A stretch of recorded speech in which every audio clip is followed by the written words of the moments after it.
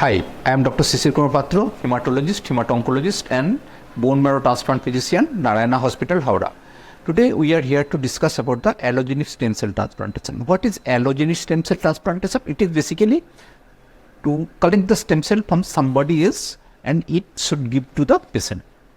How this procedure to perform?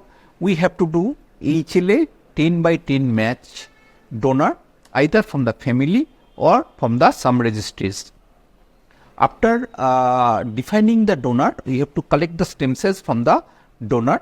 Then we have to give the high dose chemotherapy. This is known as a conditioning chemotherapy to the patient. And then we have to give the stem cell to the patient. And after usually after 10 to 15 days, this stem cell grows inside the patient's body and then we can discharge the patient. For a total duration of stay, usually around 20 to 30 days in the hospital. What are the indications for the allogeneic stem cell transplantation?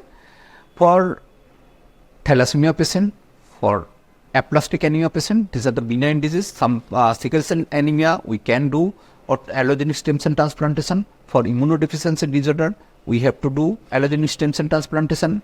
For inherited bone marrow failure syndrome, we can do allogeneic stem cell transplantation. For leukemia like acute myeloid leukemia, acute lymphoblastic leukemia, those patients who are initially responded to the treatment and then relapsed, or those patients who not responded to the initial therapy, we can go ahead the allogeneic stem cell transplantation.